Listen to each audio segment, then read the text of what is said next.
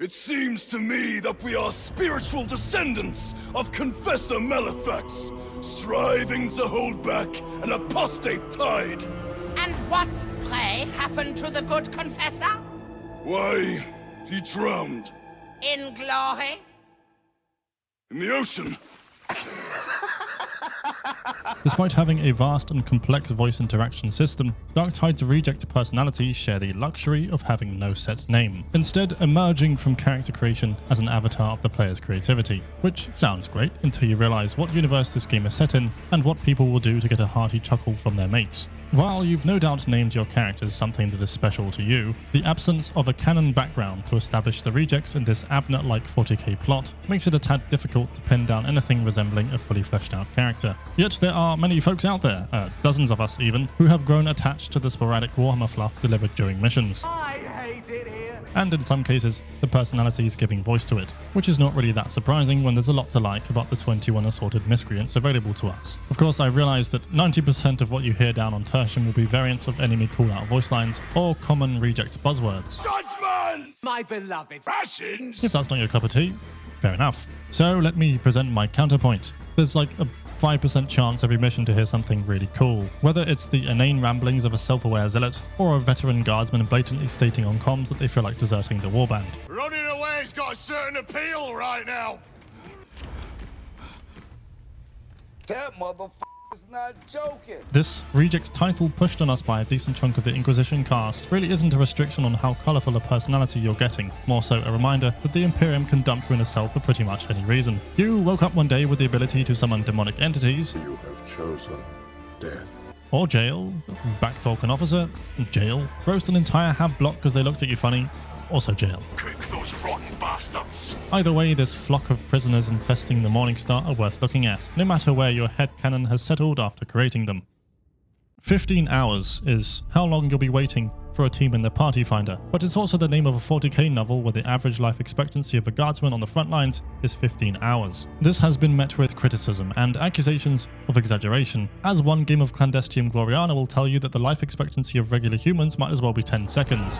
Guardsmen who last longer than that can be considered veterans, hardened by the horrors of war, and who deal with their experiences the only way British people seem to be capable of. Whinge, whinge, whinge. The professional veteran personality is no stranger to cussing out their misfortune. However, years of being in the Imperial Guard have not been lost on them, with many of their lines resembling the kind of regulation-guzzling goody two-shoes you'd expect. There's a code for everything in the Guard. Hell, there's probably a mid-battle code for brushing your teeth. Bastion 220 combat starts! Say what you will about this sometimes whingy bigwig suck-up, the poor sap's been through a ton, with enough knowledge about the various Xenos in the galaxy to suggest they've fought a fair few. Gene stealers! To defend the prof further, being an expendable guardsman, your enemies don't just lie on the other side of the battlefield, and not many are immune to a bullet in the back of the head. I don't know why I'm putting it poetically. I mean, you piss off one of these, you die. Professionals get along most with the other disciplined members of the warband, don't shy away from dunking on the witches, and bask in the same Ogryn love as many others do, sharing an unlikely bond with the female agitator Zealot, whereas the infinitely despondent female counterpart gets a kick out of teasing the male judge Zealot. Are you following me? I go where I am sent, nothing more.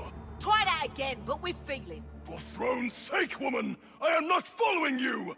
Acting as a polar opposite, the loose cannon balances out the bootlicking with their rebellious nature, all the while using 40k's silly swear word replacements any chance they get. Cocky little carcass! According to the Oxford Dictionary, a loose cannon is an unpredictable or uncontrolled person who is liable to cause unintentional damage. Coincidentally, Darktide's loose cannon vet matches this description quite well, apart from the unintentional part. They're more like a walking, talking, facetious calamity who knows exactly what they're doing. That's Mimordian groin gouger! After being so kindly relieved of the standard guard experience, they found their home in the warband as a voice of reason, in the sense that many of the things they say aren't really that ignorant, just out of place in the mad world of 40k. Realist words of wisdom bound off the cast, comprised of distracted wizards, indoctrinated priests, and those too dull to comprehend. Despite an attitude worthy of servitorization 10 times over, the loose cannon has remained intact, at least long enough to grow a hearty ego, sense of self-preservation, and the insight to know exactly how much banter their fellow rejects can take before they get vindictive. You're doing the best you can, and I'm sure the Emperor's dead proud, and your old man, wherever she is now. That is not what I meant.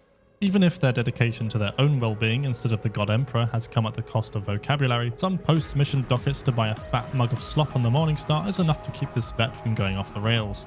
And then there's the Cutthroat. Cadia! Cadia! Cadia! Cadia! Cadian! Cadia! Cadia! Cadia! Armed with Hadron's best weapons, but more importantly, years of trauma, the Cadian personality is exactly what you'd expect from someone who has seen their entire planet become a victim of Games Workshop's plot advancement. To be fair, if Earth exploded the moment I visited space for the first time, I'd make it my personality too. On the off chance that Cadia doesn't come up in their dialogue, it's usually something about vengeance, killing heretics, and how nobody can be trusted. However, much like their homeworld, they break occasionally, revealing the little guy inside, an equally murderous psychopath capable of a compliment or two. Didn't say I liked you!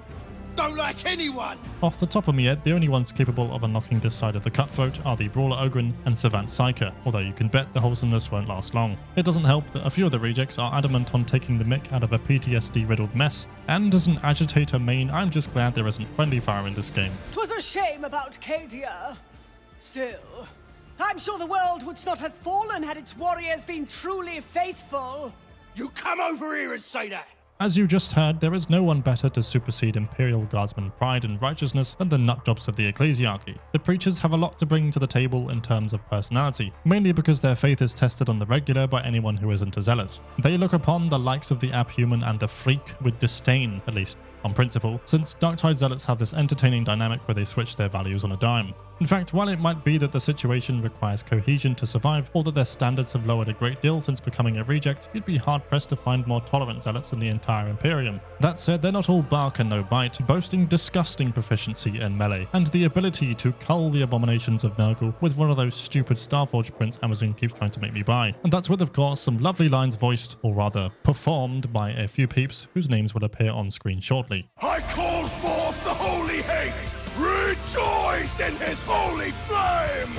So, how exactly has Grendel found such subdued preachers, even in the presence of their sworn enemy? Well, for a start, the Fanatic Zealot is an alcoholic. Let's do it! Better yet, they have a very loose interpretation of whatever values the Ecclesiarchy drill into you. You might have heard the infamous line where they get a bit confused about what god they worship for a moment. Blood for the Emperor! Skulls for the Golden Throne! Fanatics strike me as weary preachers who are a bit out of practice. While experienced, they might have forgone the odd prayer recital here or there, and they clearly haven't taken to their new occupation very well. How long have we been doing this now?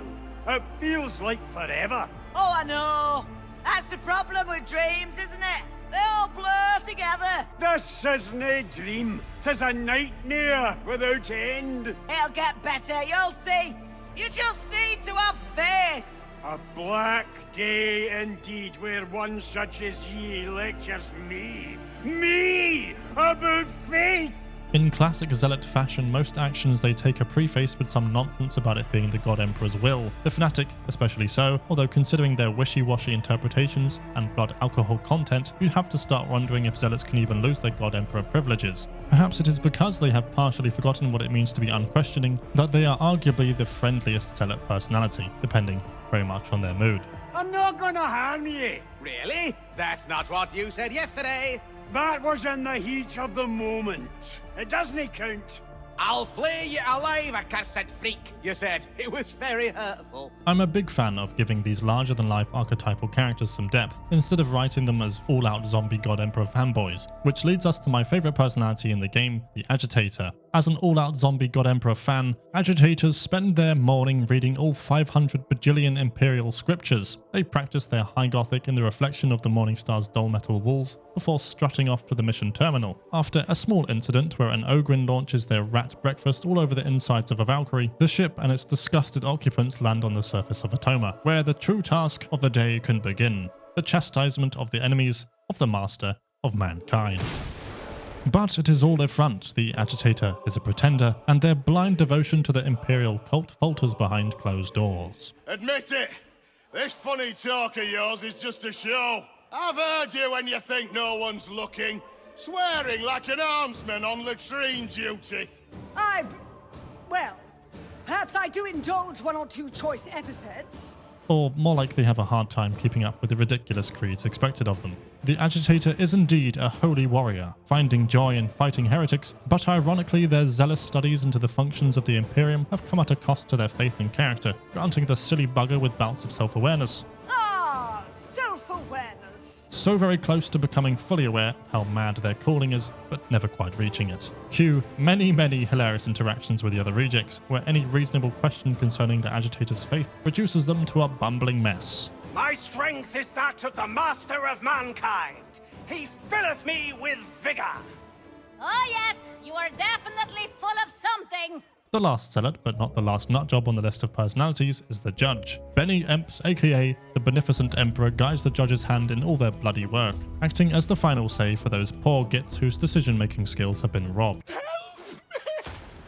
Personally, believing yourself to be the judge, jury, and executioner has a few problems of its own, especially when you're holding a comically oversized warhammer, so it's no surprise Judge has a bit of an ego problem. For mine is to be a legend fit to shake the stars! They use their booming voice to express their faith any chance they get, all the while radiating enough bloodlust to make the other bloodthirsty personalities concerned. I do not see you holding back. I never said I wasn't psychotic, but you, my friend, leave me in the dust. To be honest, when I imagine the Judge, all I can think of is this stupid grasshopper in Bug's Life. You know, the one that's on a leash because he's a bit too intense for everyone else. And that's the best comparison I can think of. Rannick would likely have the Judge chained up too if it weren't for a more mellow side that comes out of the Judge at rare intervals. Surely they have come to realize that after pushing others away with their theatric personality, making semi-sincere remarks about camaraderie is all they have left to offer. And despite the other preachers finding their character inspiring, it does get lonely being the Emperor's favorite zealot. You know, I almost think of you as family. Adopted family, obviously. A charitable case, rescued from the gutter. But family, nonetheless. It's also lonely if you can't accept the existence of the 40k wizard and what they're capable of in the right mind, which none of them are. The most sane Psyker on Tertium still has to contend with some rascal in their ear trying to make lung disease sound like a good time.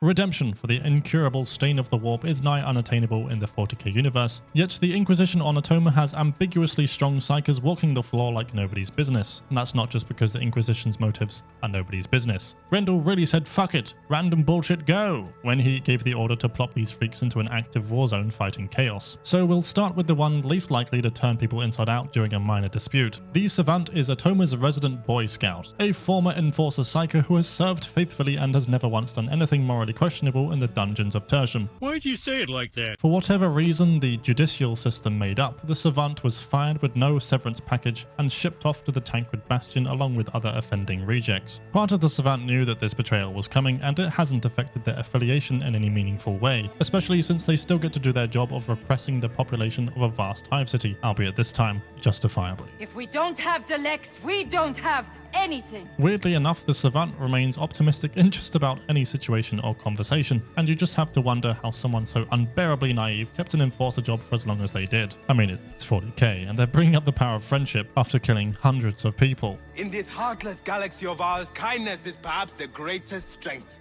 In a band of rejects who seemingly can't survive the day without dishing out death threats, offhand remarks, or banter drenched in sarcasm, Savant remains the only personality capable of restraint, a remarkable feat, in this vicious universe, having trained to conquer their base nature as a window to the terrors of the warp. There's a sense of pride in their words, along with a slight obsession with local law enforcement regulations. A harmless trait considering their current line of work, as they'll be committing themselves gladly to this new calling, and bringing out the best in fellow associates. Did you just smile? No? Well, you're a freak, ain't ya? Imagine things all the time. Now we reach a personality who is full-on bonkers, truly in a league of their own alongside people that bought any of these skins and those who want to date Rinder Karnak. Don't be ridiculous, think of the smell.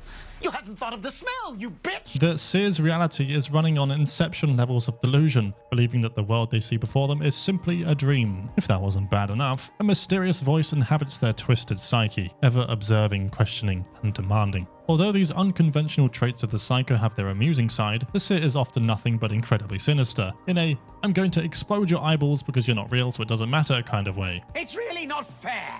You keep shooting people before I can do unspeakable things to them. Whether Seer's spectral companion is a demon of Tzeentch doing some trolling or warp-induced madness is never explicitly stated. Granted, it's more often implied that they are talking to a shard of the Emperor himself, which has some wacky ramifications when you line up the crazy shit the Seer says half the time. What's that? I'm allowed to turn her inside out? Feel free to wake up at any time and spare us your company. My beloved says you don't mean to be so cruel. You were just raised by an uncaring and hypocritical system. Fluttering in and out of reality has naturally done a number on their social skills, and sometimes it's hard to tell exactly if the morbid expressions they come up with are something original or something passed down from their imaginary friend. Against all odds, there is a friend to be made of the Seer, as there is a good person under all those layers of psychotic trauma. Just remember, you're one offense away from disappearing forever. As for the Seer's chances in becoming a sanctioned Psyker for the Inquisition, yeah, might be a tad late for that. I always wanted to paint in oils, but I suppose blood might do. By now, you might have noticed that the names of the voices reflect their actual personality. The Psyker called the Loner is no different. Blessed with the strength of the Empyrean and an ego the size of Segmentum Solar with it, Loner Psykers keep everyone at arm's length away, or when that fails, the reach of Warp Lightning. I don't hate you, it's just that you always make me feel a bit... Insignificant, outmoded, inconsequential perhaps. Angry! You make me feel angry! Reveling in the torment of their fellow rejects, it's clear something pretty awful happened in their past for them to become so bitter.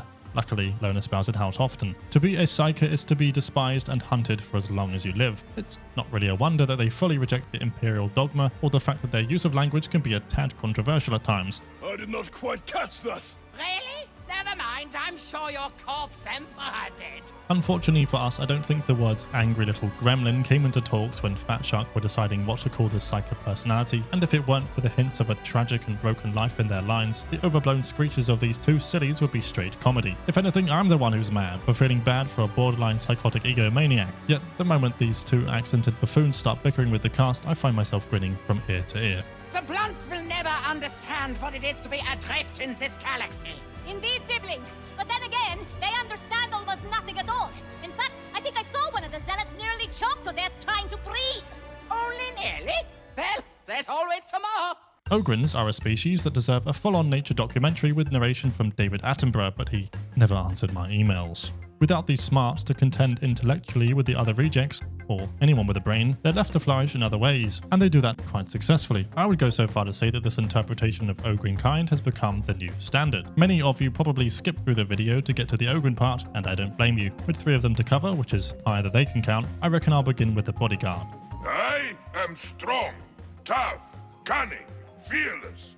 And you make funny noises, make enemy laugh, so I can kill them. Comparing Ogryns is like comparing your children. You can't just pick a favorite, and you definitely shouldn't flaunt which one you think is the smartest, because it's the bodyguard by a long shot, to the point where he comes across as genuinely wise at times, capable of a vaguely self-aware sense of sarcasm. They're also the only Ogryn in the bloody universe who can make jokes. Wish I had a pet. Something to talk to and hug. Ah, you big softy. Hey, how about one of them Zealots? They always sound like they need a good hug. Yes, yes. And be fed tasty treats like broiled dog's liver. That motherfucker's joking. To shatter the illusion that this Ogryn completely breaks the mold, they also show signs of being just so dumb, leading to the Ogryn's greatest strength apart from their feats of strength. Unintentional comedy. Combine their jovial nature with a level of innocence born from sheer stupidity, and you have an extremely potent combination for funny voice lines. Do not know the meaning of the word surrender. Cannot spell it either. As a collector of big words, aka any word longer than 5 letters, Bodyguard often inquires the meaning of these words during missions. Most of them come straight from our beloved Sergeant Major, meant as a backhanded insult when the brute gets on his nerves. However, the Bodyguard uses each one with immense pride, assuming that they were said out of admiration. It doesn't help that this Ogryn thinks he's the bee's knees, an indisputable fact when you're talking to a bloke who could potentially very easily murder you. He wouldn't though, he's too nice. If everyone is happy, where is the harm? One of the best parts of the Bodyguard is watching the cast of downtrodden souls deal with his unending optimism and inquisitive behaviour. If you ask me though, he's at his best showcasing that anyone who interacts with the agitator Zealot looks smart in comparison. Does Emperor love you? The master of mankind loveth us all, Slab, so long as we doth remain faithful. How does he know? He knows because... Look, more heretics to slay. I will bring you a new understanding of the violence. Greg is back, voicing another embittered reject. I don't care what background you chose, the bully Ogryn must not have lived in a city before, since the idea of public transport still excites him. Can we have a ride? More trains! Train! Aside from an adorable infatuation with Imperial vehicles, he still finds immense joy in giving things a good thump, and this obsession with gratuitous violence comes in useful at deterring heretics, or folks blessed with enough common sense to stay away from a 9-foot flailing toddler. For his special, bully Ogryn will threaten to rip off your limbs, a service he provides for free and with no refunds.